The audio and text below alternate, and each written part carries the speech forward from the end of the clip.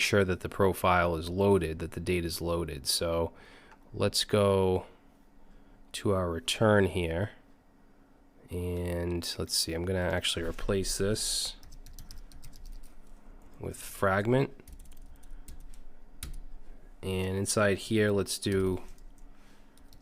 say if profile is equal to null or loading is true, then we want to show a spinner.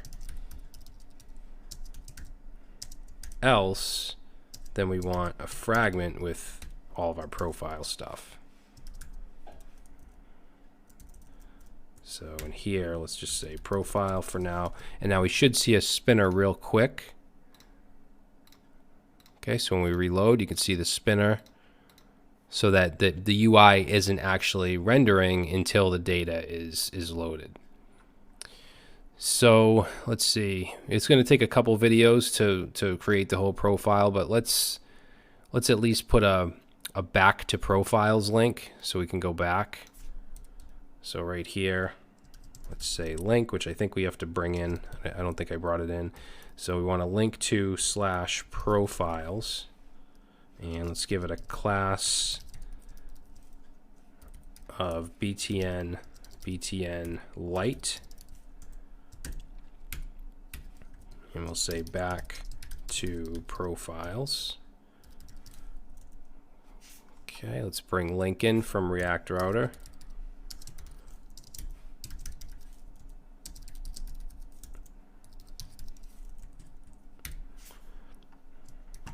All right, save that. Okay, I put an uppercase O, I'll fix that. But now at least we have a link to go back. Now, the other thing that I want to do right here is I want to make it so that we can have an edit button that goes to the edit profile if the profile we're viewing is ours. So we brought in auth. So let's get, let's see.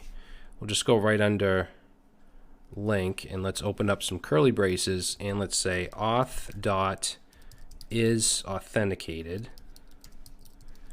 So if this is true, and auth.loading is equal to false. I could destructure this stuff from auth, but I'm using quite a bit, so I don't want to clutter this area up too much. And this is, I believe this is the only place I'm using auth.